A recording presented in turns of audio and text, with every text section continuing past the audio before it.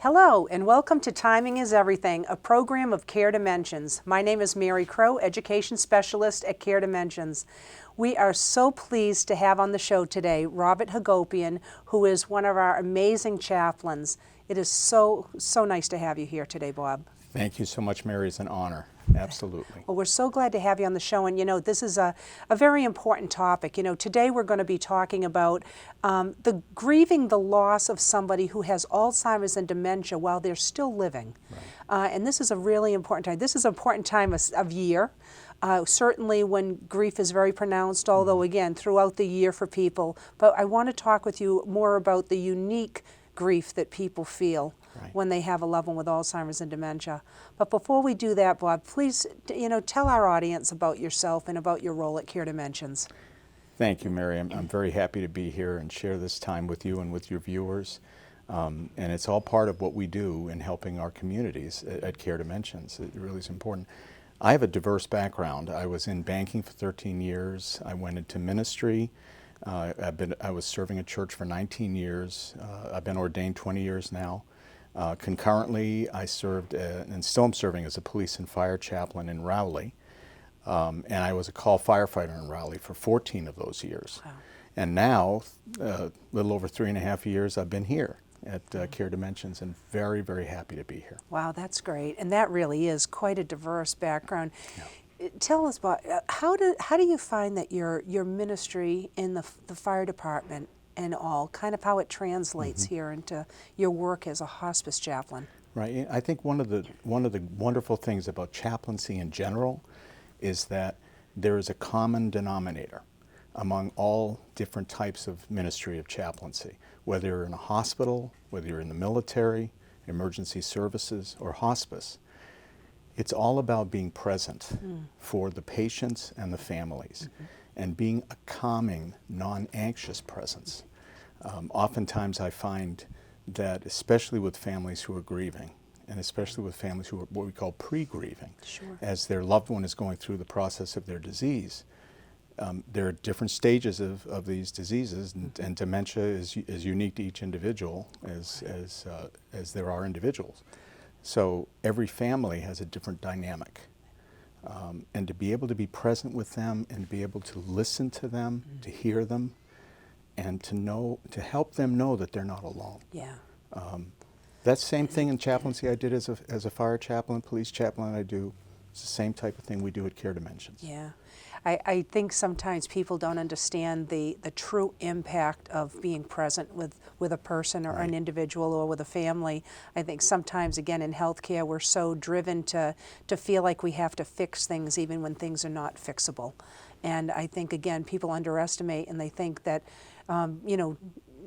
if we're not fixing something, we're not doing anything. Absolutely. And presence is so powerful. And you're absolutely right about the fixing part of it is very critical, because we're seeing these patients at the time of their lives when we can't fix them.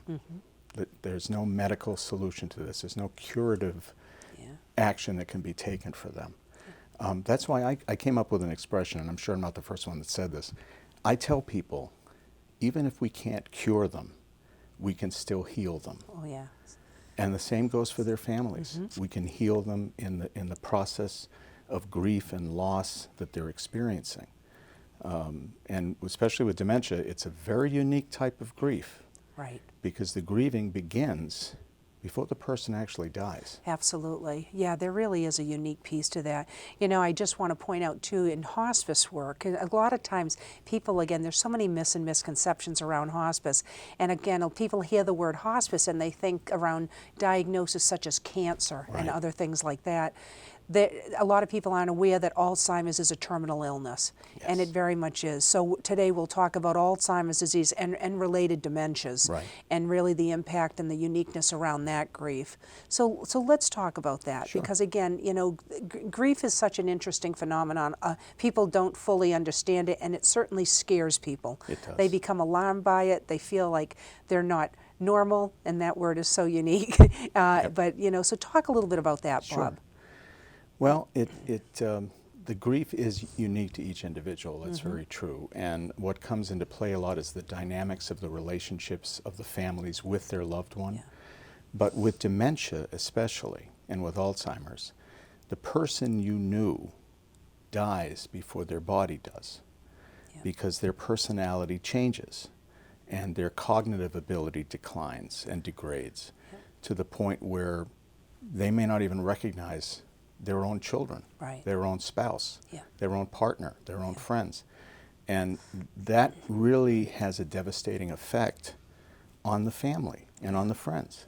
It really does. And we're here to help them process that reality and find ways in which they still can connect with their loved one.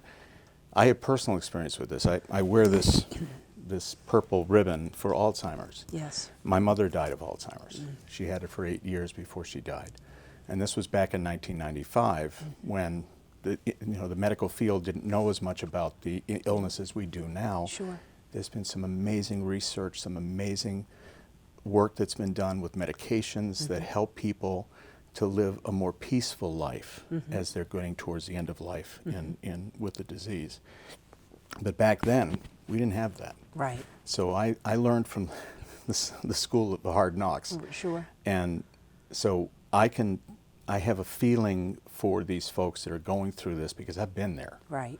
Been there, done that. I don't even need the T-shirt. Yes. So to speak. Yeah. Exactly. And I'm not saying that just because I've had this, I'm the only one that understands. No, all of our chaplains, all of our social workers, all of our nurses, everyone has a good training, understanding, and experience of dealing with this type of grief. Yes, yeah.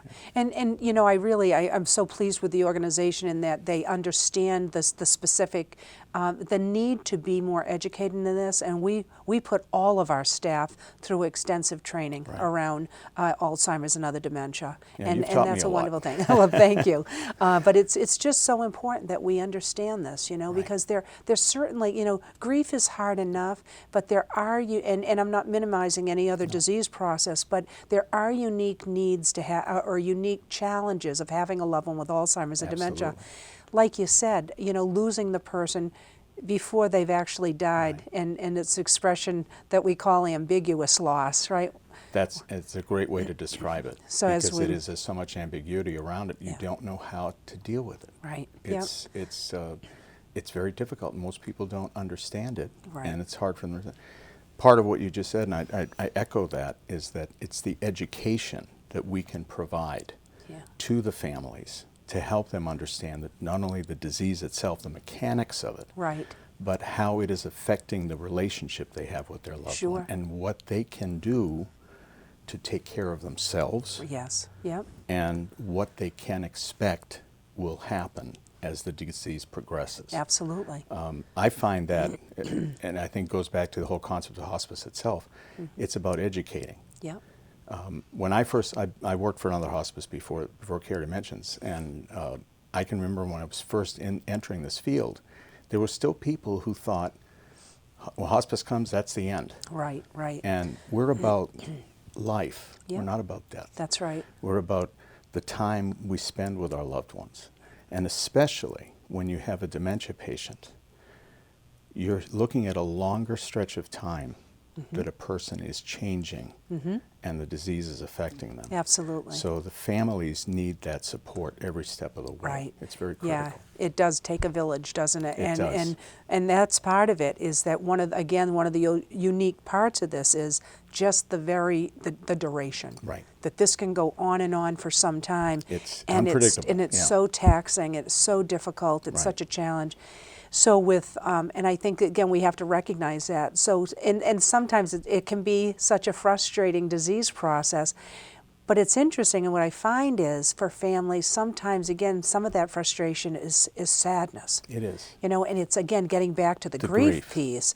And I think, again, that sometimes we don't recognize, we're so busy caregiving that sometimes, again, we're not able to even, because it's such a challenge and such hard work, that you're not even in touch with the feelings and the sadness that you feel, and it can come out in other ways. So I think part of our task is to really help families to get in touch with the loss and really the various levels of loss. Yes. So talk about that, Bob, Absolutely. because there's so many layers of loss here. There are. It's the loss of the relationship. It's the loss of the memory that person has of the loved one, of the family, of the history that they have. all of those things together. And that's why I think it's so important that we address each level and each type of loss that each person is dealing with. Yeah. We encourage them to talk to us, reach out to us. Yeah. And it's not just during the day. You're We right. have counselors on call Sure. every night, Yeah. every day of the week, every week of the year, every month, every year. Yep. We want to be there Yeah. to help them. And we have people who are uniquely trained and able to see that. I think this grief of dementia is probably more intense than it is of just the grief of someone's death, because of the time it takes Right. for this process of dying. Yes. When they become incommunicative, or when they don't recognize you, or they're Sure. delusional and they're, they're hallucinating or whatever. Yeah. My mother, I'd sit with her, and I called it, this was back in the day of videotapes. Now people today would know what that means. It was like a videotape of her life was being fast forwarded and rewound and fast forwarded and rewound in her mind.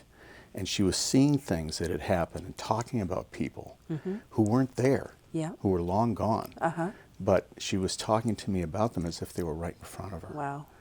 And that is hard for a family member to sit Yes, absolutely. there and experience that, to Yes. see that happening. Yeah. I think, again, it's just, the grief is palpable, isn't it? It's is. just, again, when you've lost that person, socially and mentally, but yet physically they're a reminder every day. And like you say, that person who you knew has died, how do you formulate a new relationship with that person? And we want so much to have what we had. Right. And I think that's why sometimes it's hard for families to relate differently to, because you're having to learn to relate differently to your loved one. Yes. But we get into our old habits and the ways that we want to treat And that's to talk. understandable, absolutely. Totally makes sense, doesn't Well, for it? the most part, when you have children of a patient who has dementia, that patient is the person they've known all their life. That's right. That's the person who brought them into the world, Yeah. their mother, their father. And to see the roles change and that person becomes like a helpless child, for the child of that person to have to understand that and understand, okay, now my role is different. Now I'm the parent. One analogy I use that I have found helpful, and it helped me when I went through it personally, was I tell my families, think of your loved one as like a child playing make-believe. They have entered, they're in a different reality, they're in an altered state. The challenge we have is to enter that reality with them. Not try to drag them back into ours, because they can't come back into ours. Right. But we can enter theirs. Yeah. Just like with a little child, you play pretend, and you sit down and have tea. They're little cups, they're empty, but you're playing along and the child is enjoying it, and you connect with the child. The same kind of thing I think can happen with our patients and for these families. Follow the lead of the patient. Yeah. Walk with them. Right. If I may, there was a book that I read back in the early and mid-90s when I was going through this with my mother.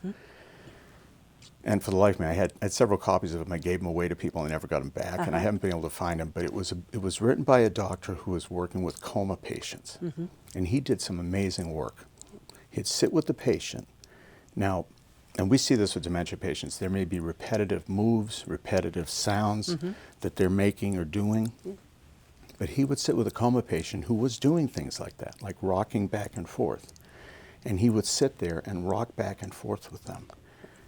Could be for a half an hour, could be for an hour. Sometimes it worked, sometimes it didn't. But what he found happened, he called it pacing. When he paced them, he entered their world. Right. And I kid you not, this blew me away when I first read this. They would emerge briefly from their coma, and they would talk to him. Wow. Yep. And he'd have families come in with him and sit with him, and he'd always say to them, given the caveat, this may or may not work. Right. It may take a long time. It may happen in a few minutes. We don't know. Yeah. And the amazing things that he was able to do with those patients and their families brought healing to them. Yes. Yeah. So I applied that with my mother, and it worked. But it didn't work every time, every day. Sure. But I tell people, enter their world. Right. If they see someone, who's this? Who are you seeing? What are they wearing? What are they doing? When I did that with my mother, there'd be these brief moments. It was like she was peeking around the wall of Alzheimer's and looking at me, and she'd recognize me and she'd say, Yeah. Bobby. Yeah. Those precious moments. Yep. And they were very fleeting. Sure. And very infrequent. Yeah. But I knew I had connected with her. Yeah. Another thing to remember, I think, for families, I tell my families, your loved one's still in there. Right. Their body is preventing them. The disease is preventing them from connecting with you and from their being themselves, the person you knew. But they're still in there. Right. Yep. So always try to reach out to them. Sure. Always Absolutely. love them. Tell them how much you love them. Yep. And that helps with the grieving Right. Right. because they're doing something, Yep. they're connecting, Yeah. and they realize that that love, the disease can't hold that love back. Yep. I agree. You know, it's, and again, I think that's part of the challenge too sometimes around this particular group of diseases is that you can have those moments of, you know, where you have a lucid moment or that sort of thing, and I think it can be awfully confusing to a family, you know, because again, it's so hard to understand this disease process and how it affects. So when they have a lucid moment, it kind of, you know, people think, oh, they're okay, that, you know, they can understand, and it's just part of that disease process. I think we have to, again, do some cognitive reframing with families around this too, and know when you have those moments, when you have, you know, I have families all the time ask me about, how do I visit my loved one? You know, and again, you know, sometimes we put such success on a visit in terms of how we communicate verbally to one another. And there's really, things can be so successful, what you talked about earlier in terms of presence, and also kind of keeping your mind and your heart open to those moments of grace. And they're there. Like when you spoke about your mom kind of peeking around the corner of Alzheimer's, there are those moments when you can make a connection, or you can brighten somebody's mood, or you can, even if they don't understand or remember who did it or why. Absolutely. You know, it's like you say, you can affect one's feelings. And focusing on those moments of grace, and I think that's part of helping again with this grief process for families. Absolutely, because when they can find those moments and hold on to them, Yeah. even if they're very brief, Yeah. but they can remember, yes, I connected with my mother, Absolutely. my father, my sister, my brother, Yeah. whoever it is, my partner, Yep. my loved one, my friend. You Yeah. know, it does make a difference. Yeah. I think it's when people can be engaged, it helps them process their grief. Yep. When they're just sitting there and they feel helpless and they can't do anything, Right. they don't know what to do. Right. You know, that makes it so much worse. Yes. Yeah. But if they can engage them. And another thing, too, I always tell my families, because I think everyone, they want to visit, they want to be there. Right. And it's hard for them to see that person that way. Yep. So I try to tell them, look, take care of yourself. Right. You don't have to go there every single day. Right. You know, and you're not being neglectful if you take a day off. Correct. Or a couple of days off. Whatever you need, because you know what? They love you. Right. And they would not want you to be hurting. They would Right. want you to be healthy. Yep. And you're going to need that health and that strength to cope with the reality of what they're going through. Absolutely. So self-care is Yeah. important. Well, this is an endurance test. Absolutely. And, It's a good way to put it. Yeah. So I think that the more we can help, again, you know, it's interesting because as a caregiver, we feel the more we do for somebody, the better caregiver we are. Right. Where the counterintuitive part is the better care we take of ourselves, the better caregiver we are to them. The hard part is getting that through to the caregiver because we can't reconcile with that. But it's true. It is absolutely true. Yeah. And that's why we're here. Right. You know, that's why what we do at Care Dimensions and helping these families to cope with these and give them tools that they can use to be able to get through. Right. I always tell everyone when I first meet a patient, whether in the families, whether dementia, whatever the disease, we're going to get through this. We're going to get through this together. Yes. Yep. You're not alone. Right. And that's another thing I think that helps with grief. Yeah, absolutely. Is that when we know we can share that experience with people who understand and are willing to take the time to listen, Right. so much healing can happen in those times Right. for us. Yes. You know, we can't change the outcome, we can't change what's happening, Right. but we can change the way we're experiencing it Absolutely. and the way we will survive it. That's right. And I think that's the important That's right. point. The, you know, and we always say, you know, a grief shared is grief diminished. And again, Yes. it's, you know, and it's interesting though, but for people who are grieving, they tend to isolate. They do. So that's the interesting phenomenon is what is most healing or therapeutic for us is we do just the opposite. Absolutely. So that's where, again, it takes other people to help out with. So if we can just point things out, it's, it's just so hard for people, again, to understand that. Unique differences, I want to go back to one thing that you said earlier, too. When we have a loved one with an advanced illness, one of the things that we can always fall back on is the memories. Yes. And one of the challenges to having a loved one with Alzheimer's and other dementia is that those kind of get taken from us too. They do. And again, another level of loss. Like you said, we're not grieving the, just the what is. We're grieving the what was, the what will be, the what won't be. Right. So again, if we can, talk about, I want to talk a little bit more about those things, and also, for other ways too, how we can help. Sure. And I think that's a good point about the memories, what has been and is not now. I see this in the patients I work with, and the facilities we work in, that we serve. They have memory boxes. They have photographs. They have music. Yeah. It's pretty much being proven now, the value of music. And again, this gets back to how do we deal with our grief?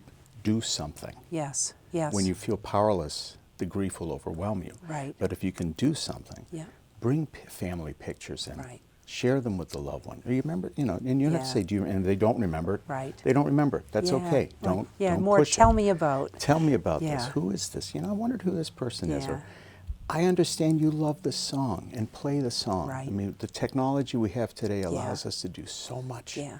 I use it all the time. My colleagues use it all the time. Yes. It's beautiful. Yes. And so, again, my approach to this grief is action. Yep. And the actions that you're doing are not only helping you process the grief, but you're helping your loved one to experience that moment with you.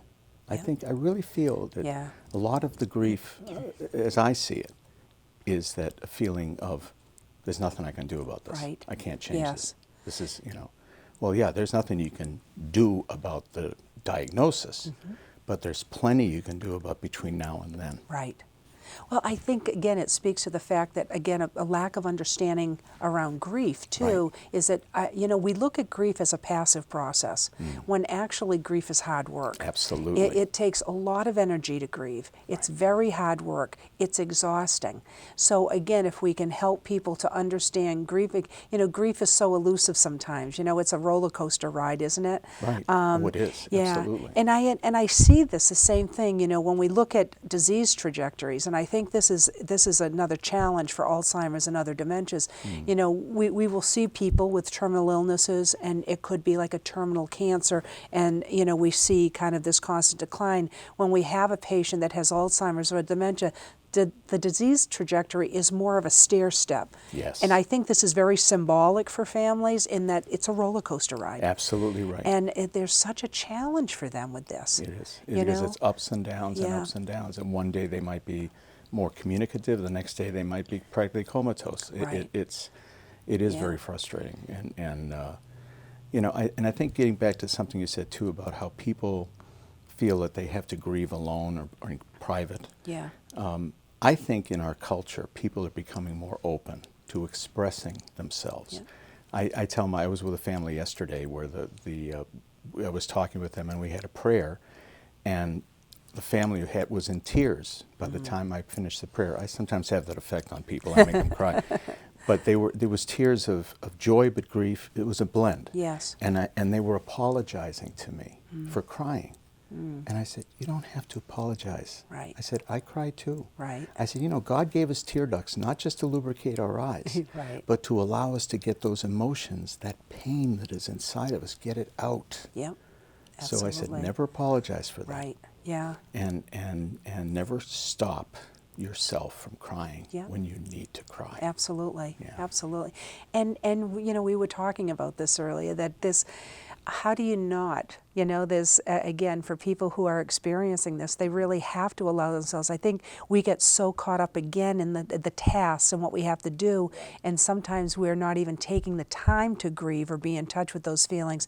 And then, like we said, it comes out in other ways. So I think, you know, one of the ways that we can help with this is by allowing people to slow down. It's hard when you're a primary caregiver.